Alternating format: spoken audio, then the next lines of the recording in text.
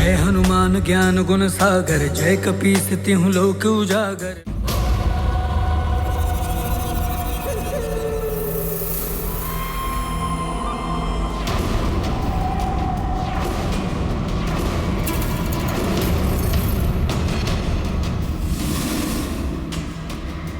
महापार्श, भ्राता लंकेश वानरों के समीप पहुंच रहे हैं।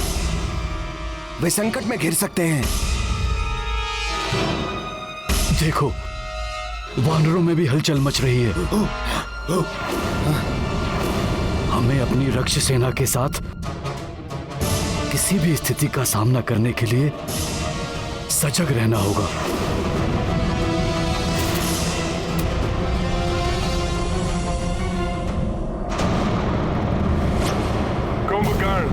मेरे अनुज, कितनी व्याकुलता से मैं तुम्हारी प्रतीक्षा कर रहा था। शीघ्र बताइए भ्राताश्री, ऐसा कौन है जिसके कारण लंका संकट में है?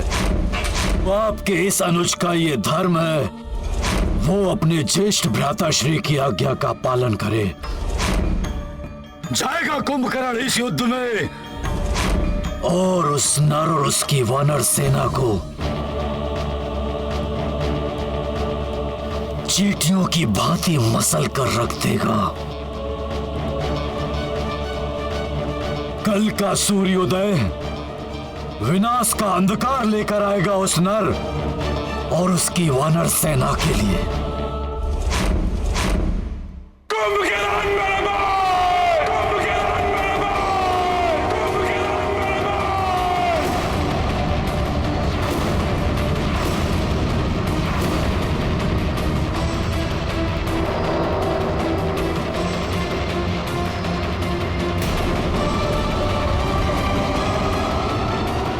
ये यहाँ युद्ध करने नहीं, कुंभकर्ण की मृत्यु पर शोक प्रकट करने आया है। नहीं, ऐसा नहीं हो सकता। आकाश फट सकता है, पृथ्वी पलट सकती है, लेकिन नहीं, तुम्हें कुछ नहीं हो सकता मेरे भाई। तुम मुझे इस प्रकार छोड़कर यमलोक नहीं जा सकते। हे महाशक्ति पुंज कुंभकर्ण, रावण का बल थे तुम, मेरा दाहिना हस्त थे तुम कुंभकर्ण। इस प्रकार मुझे अपंग बनाकर निद्रा में कैसे लीन हो सकते हो तुम कुंभकर्ण? संसार को एकाकी ही समाप्त करने का सामर्थ्य रखने वाले कुंभकर्ण, तुम कैसे समाप्त हो सकते हो?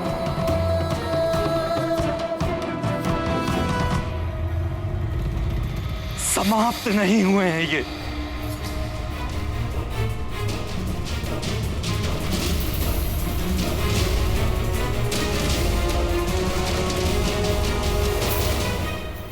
प्रभु श्री राम के बाणों द्वारा मुक्ति मिली है इन्हें।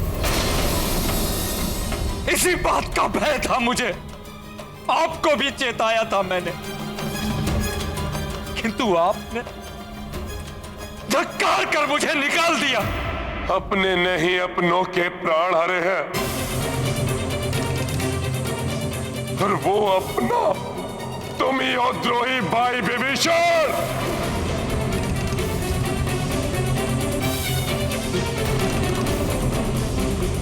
तुम्हारा वध तो उसी समय कर देना चाहिए था जब तुम उस वनवासी की शरण में जा रहे थे। मेरा भाई कुंभकर्ण मृत पड़ा है और तुम अब भी जीवित हो।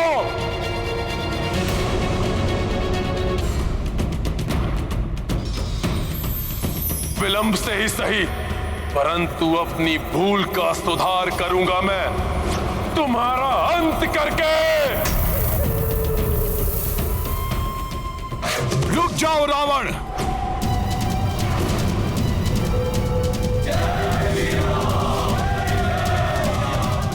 अंत कर देंगे राक्षसराज रावण का। हाँ, मार डालो इसे यहीं। मार दीजिए इसे।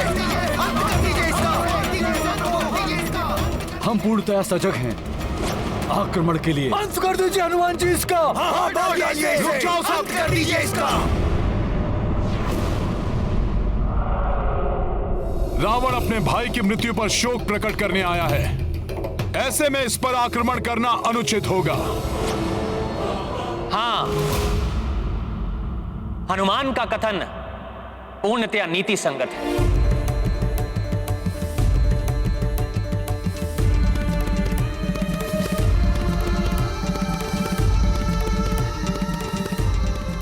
दशानन शोक की अवस्था में है, ना कि युद्ध की अवस्था में।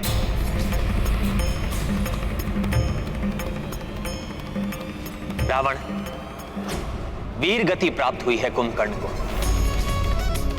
मरणोपरांत जो सम्मान एक महान योद्धा को मिलता है, उसका अधिकारी है ये। यदि तुम इसी उद्देश्य के साथ यहां पर आए हो, तो पूर्ण सम्मान के साथ कुंभकर्ण का शीश यहां से ले जा सकते हो।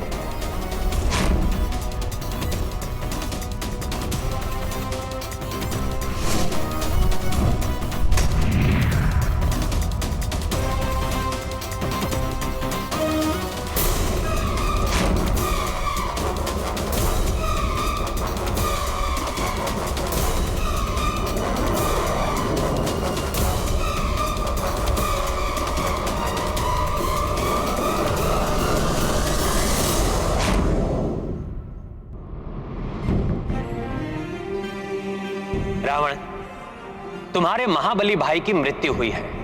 दारुण दुख है ये तुम्हारे लिए एवं तुम्हारे परिवार के लिए। इसका विधिवत अंत्य संस्कार करो। मैं तत्काल युद्ध के लिए दबाव भी नहीं डालूंगा। इसकी अंत्येष्टि के लिए कल हमारी ओर से युद्ध विराम होगा।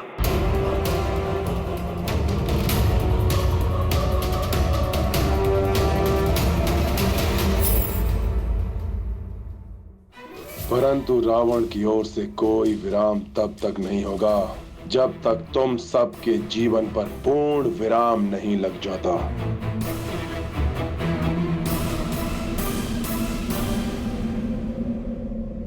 प्रभु की उदारता के लिए इन्हें धन्यवाद तो दे दो रावण।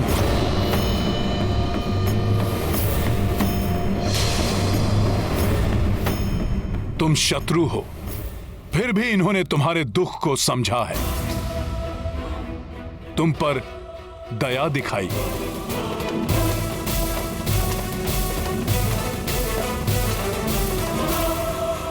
दया, दया के पात्र निर्बल होते हैं वानर,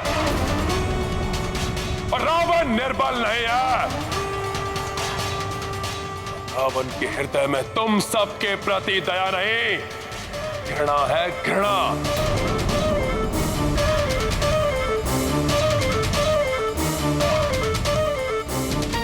तो शीघ्र ही तुम सब पर मृत्यु बनकर टूटेगी।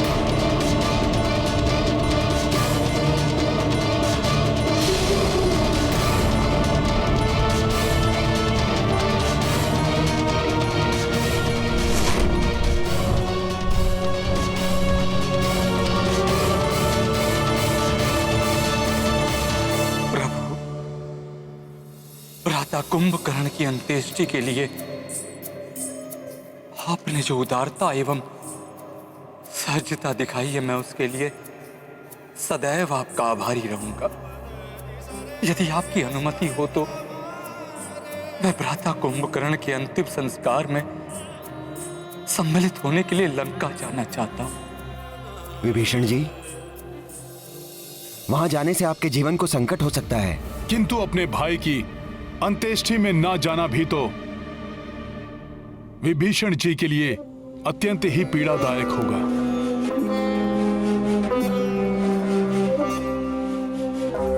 समस्त परिवार के समक्ष भ्राता रावण मुझ पर आक्रमण नहीं करेंगे। बस आपकी अनुमति चाहिए प्रभु। यह आपका अधिकार है महाराज विभीषण। भला मैं आपको कैसे रोक सकता हूं? परंतु लंकेश रावण से अपनी सुरक्षा के प्रति सावधान रहिएगा।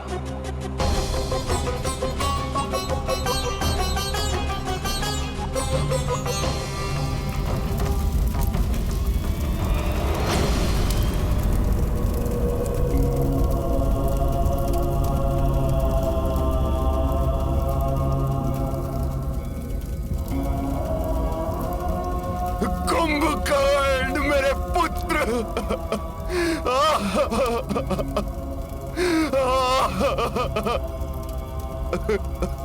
संभालिए स्वयं को।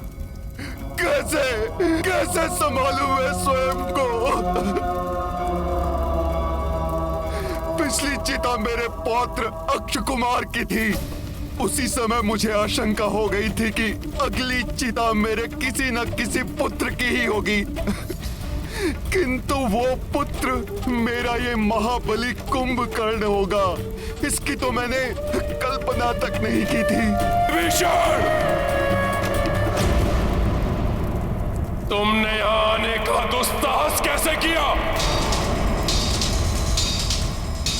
अभी इसी क्षण चले जाओ यहां से, अन्यथा एक भाई के साथ ही दूसरे भाई की भी मृत्यु शैया अविलंब सज्जित कर दूंगा मैं।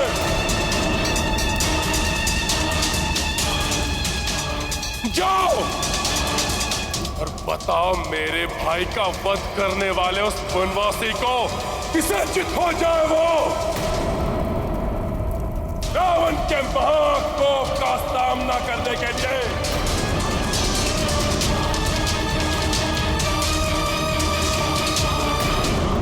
जाओ। बस रावण, उस वनवासी ने नहीं किया है मेरे पुत्र का वध।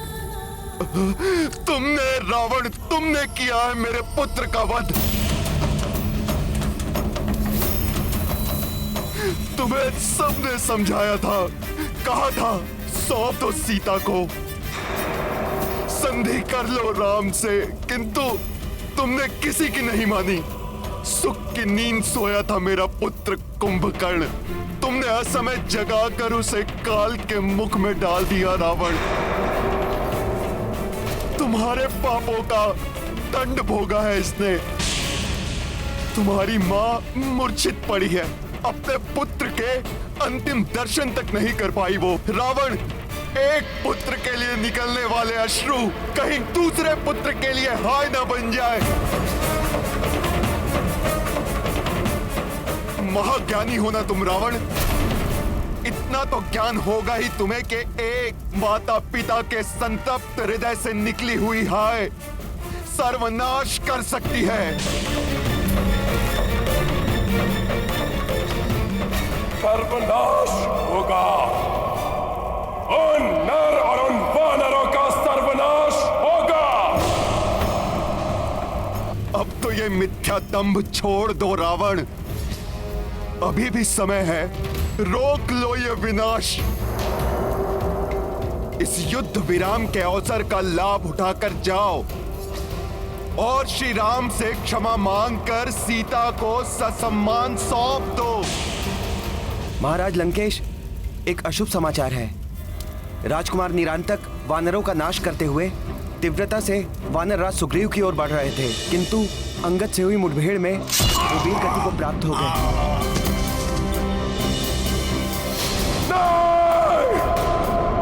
और महाराज, उस महाबली वानर हनुमान ने राजकुमार देवांतक का वध कर दिया। और महाराज, महोदर और महापार्श्व नल और नील के हाथों मृत्यु को प्राप्त हो गए।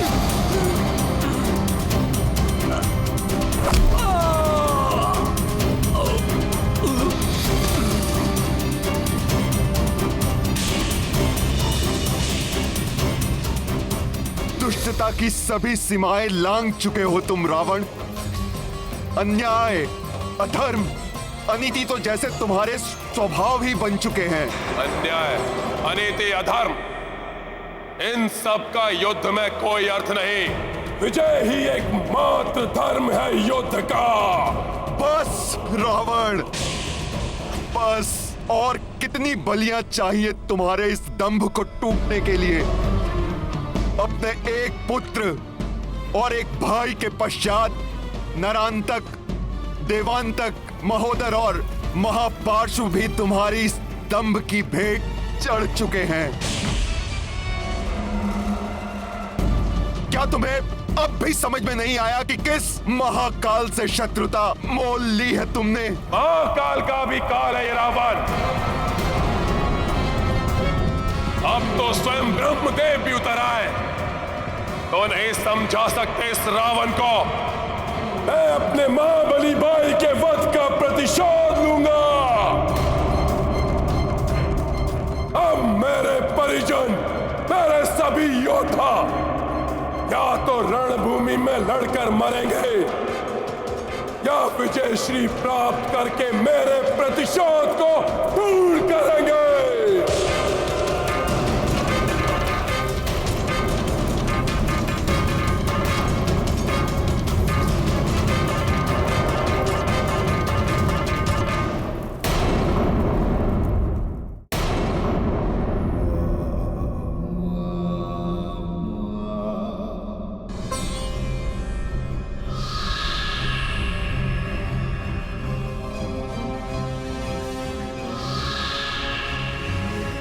अब मेरे परिजन, मेरे सभी योद्धा या तो लड़कर मरेंगे या विजय श्री प्राप्त करके मेरा प्रतिशोध पूर्ण करेंगे।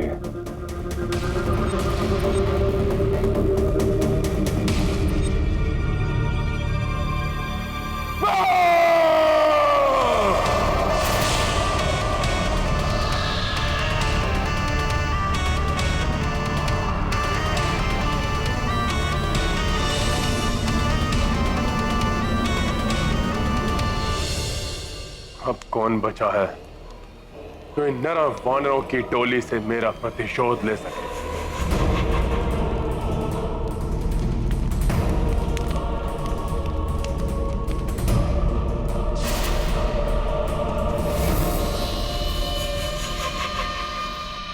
प्रभु, सब तो समाप्त हो चुके हैं। अब सिर्फ रावण और मेघनाद ही शेष बचे हैं राक्षस योद्धाओं में।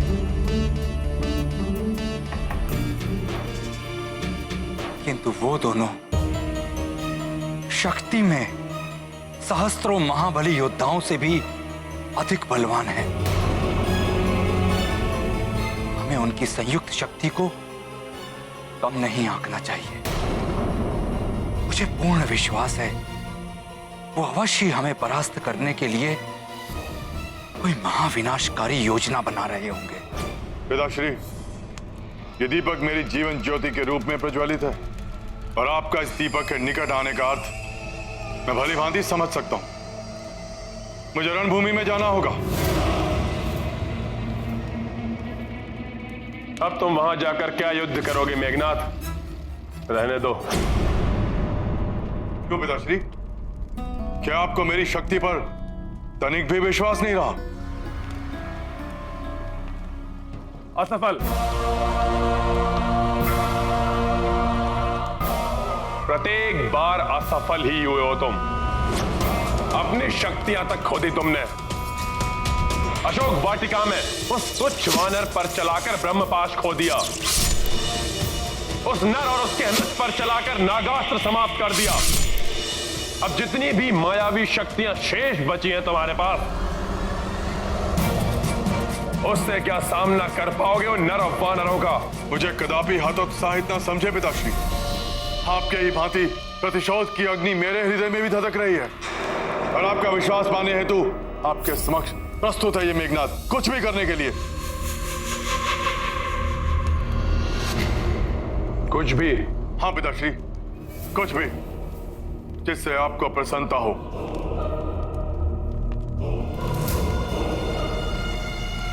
ब्रह्मास्त्र है तुम्हारे पास, उसका प्रयोग करो।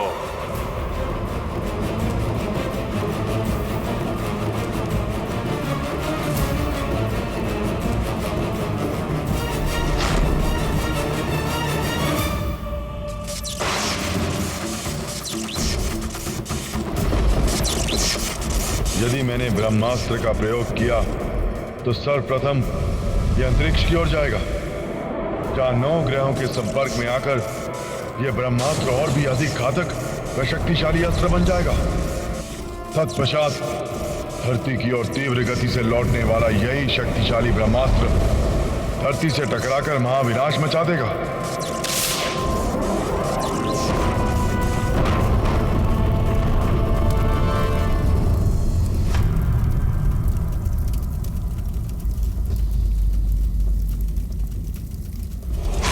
किंतु पिताश्री ब्रह्मास्त्र तो किंतु परंतु का समय नहीं है अब। मैं ब्रह्मास्त्र नहीं चला सकता, किंतु तुमने इसे सिद्ध किया है। ये महास्त्र एक बार में ही हमारी पराजय को विजय में परिवर्तित कर सकता है। तुम इसका संधान करो, चला दो नरों वानरों पर, इससे सब एक साथ समाप्त हो जाएं। एक बार में ही सब यमलोक पहुंच जाएं और हमारी विजय हो जाए। रावण ने युद्ध विराम तोड़ा है। युद्ध के नियम और नीति का उन राक्षसों के लिए कोई अर्थ नहीं है। वो पुनः किसी भी समय आक्रमण कर सकते हैं। अब मात्र रावण और मेघनाद ही शेष हैं पूरी राक्षस सेना में। अतः हमें पूर्णतया सज्जित और सतर्क रहना होगा।